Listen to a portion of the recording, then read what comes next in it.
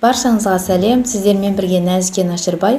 Бүгінгі сабағымда Инстаграмға арналған контент планды қалай жасаймыз және нөлден қалай бастауға болатынын көрсететін боламын. Сіздер үшін өте пайдалы ақпарат болады. Видеоны соңына дейін қараңыздар. Егер де сіз енді бастаушы болсаңыз, болмаса тәжірибелі бір маман шығарсыз, сол Инстаграмда посттарға өз идеяңыздың барлығын салып тастаған сияқты көрінесіз, немесе сіздің аудиторияңыз осы жасаған посттарыңызға қызықпайды, болмаса сізге қызықты болуы мүмкін өзі жасаған контентіңіз, бірақ аудиторияңызға ешқандай кері байланыс бермейді. Себебі контент планы дұрыс құрылмаған, контент планды сіздер міндетті түрде жасау керексіздер, өйткені контент план жаңадан оқырманның келуіне сізге ықпал ететін болады. Контент жоспар құрған кезде сізде міндетті түрде список болу керек. Әр адам өзінің контентін өзіне ыңғайлы форматта жасаған дұрыс. Кейбір кісілер мысалы бір айға жасап қойғанда жақсы көреді, ал кейбір кісілер 2 аптаға ғана жасаған жақсы көреді. Ал тағы да бір топ бар, олар ондай мысалы қағидаға мүлдем қарсы, олар тек қана еркін жұмыс жасағанды жақсы көреді. Яғни ол қалай? Мысалы сториста күнделікті өзі не жасайтын бөлісіп отырады, және де тек қана 2 күн алдын ғана не салатын, қандай форматта жасайтынын ғана жасап қоятын, еркін, өзін өте еркін сезінетін аудиториялар да бар. Сіз де өз контентіңізді жасау керексіз. Ал енді осы контент жоспарды құрудың негізгі қағидаларына көшейін.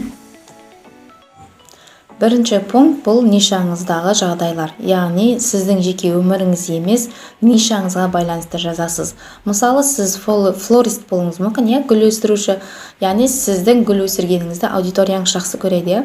Сіз күнделікті полезный ақпараттармен бөлісесіз. Және де осы сіздің нишаңыз бойынша қандай жаңа нәрселер шықты, может кітаптар шығуы мүмкін, жаңа кинолар шығуы мүмкін, жаңа видеороликтар шығуы мүмкін. Соның барлығымен сіз бөлісу арқылы өзіңіздің осы нишаңыздың жаңағыдай артықшылығын айтып отырасыз.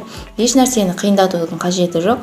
Бұл жерде тек қана өзіңіздің нишаңызға байланысты эксперттілігіңізді, тәжірибеңізді жетілдіріп отырсаңыз болғаны. Екінші, бұл сіздің жолыңыз. Яғни сіздің жеке осы эксперт ретінде де, адам тұрғысы ретінде де жүріп өткен дәл қазіргі моменттегі жолыңыз.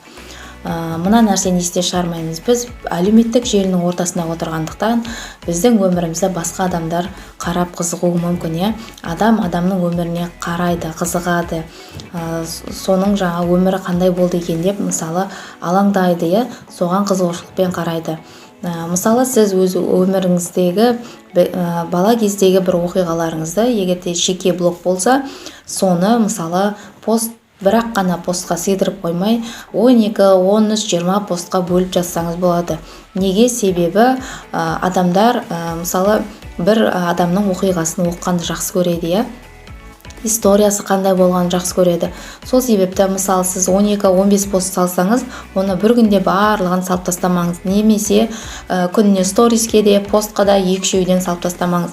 Бір посттың өзін 2-ге бөлуге болады, және де оны бір айға, аптасына бір ретте салып отырсаңыз, ол сіздің аудиторияңызды өзіңізде мұқтап ұстап отыруға өте керемет құрал. Өйткені адамдар сіздің жасаған осы күнделікті посттарыңызды оқу арқылы, ол сіздің посттарыңызды сериал ретінде күтіп отырады. Ендігі посты қашан шығар екен, ендігі постында не болар екен деп кино сияқты көретін болады. Ал егерде сіз эксперт болмаса, бизнес болса, тек қана өзіңіздің нишаңызға ғана байланысты жазғаныңыз дұрыс. Яғни бала күнгі жаңағыдай оқиғаларыңызды нишаңыз бойынша бизнеске салып қоятын болсаңыз, ол екеуінің байланысы болмай қалады. Сондықтан әр блогты өзіне сай тематикада жүргізгендеріңіз дұрыс.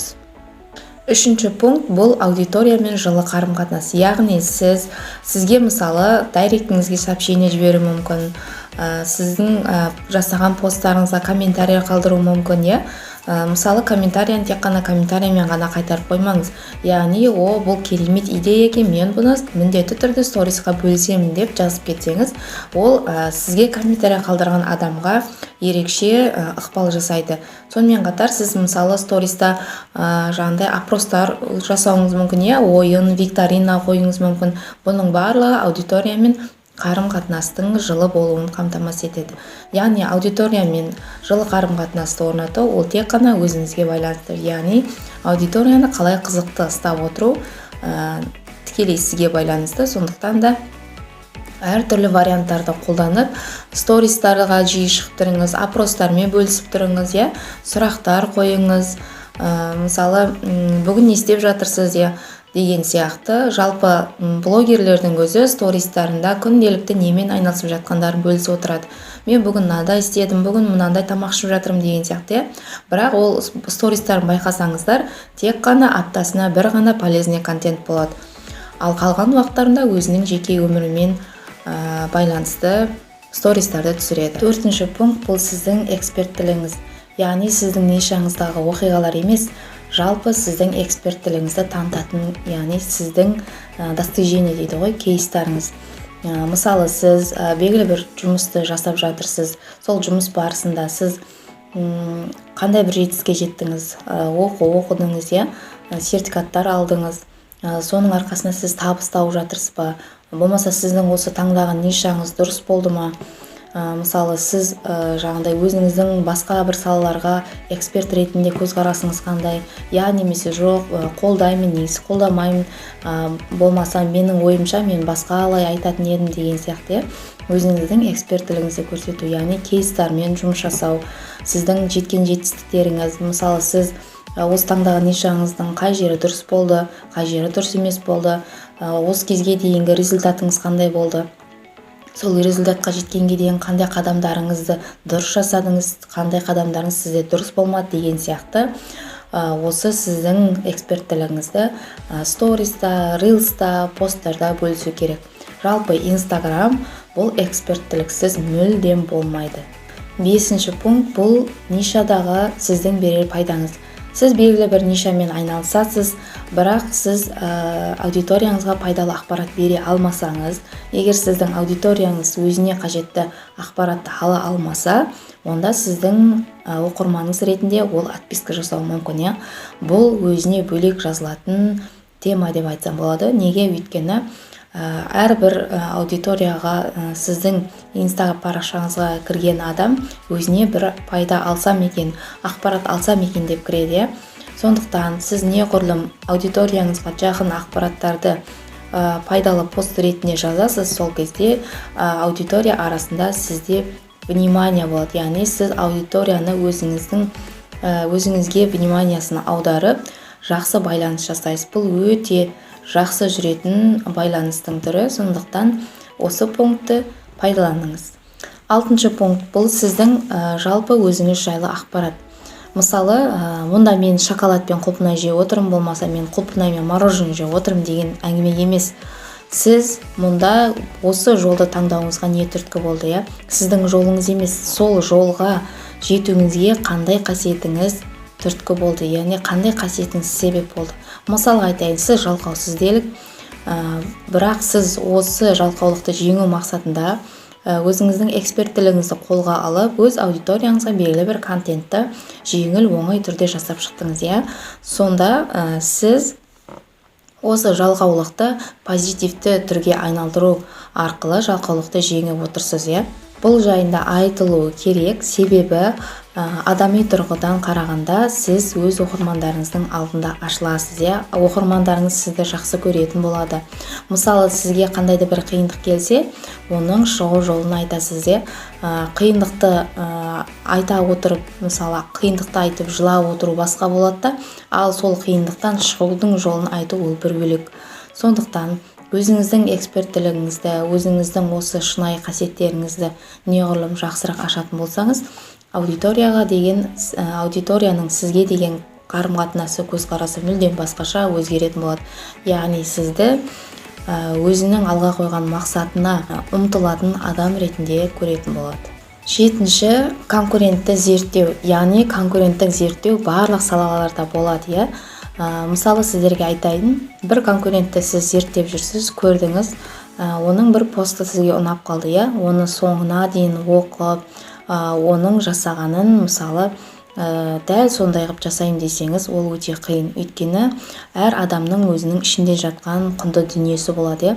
мен сіздерге кеңесім тек қана мысалы сіздің конкурентіңіздегі пост ұнаса, оның тек қана тақырыбын ғана алыңыздар. Неге? Сол заголовок қана сіздерге жеткілікті. Себебі заголовоктағы сөз сізге тақырып ұнаса, оны өз көзқарасыңызда, өзіңіздің эксперттілігіңізді пайдаланып пост жазғаныңыз дұрыс. Негізінше бұл өмірдегі оқиғаларды жазу, айналамызда болып жатқан, болмаса өзіңіздің жеке өміріңізде болып жатқан оқиғаларды бөлісу. Яғни бұл барлығымызға қиын. Оны ашып жазу, оны ашып айту, барлығымызда қиналамыз бұл неге келген кезде. Бірақ егерде сізде лайфстайл блог болса, жеке өміріңізді, оқиғаларыңызды жазсаңыз болады. Ал егерде эксперттілік болмаса, бизнес блог болатын болса, онда тек қана 20% личный оқиғаларыңыз жазсаңыз болады, ал 80%-ын өзіңіздің эксперттілігіңіз бен бизнес блогыңызға арнағаныңыз дұрыс. Бұл негізінде сториста өте жақсы өтеді.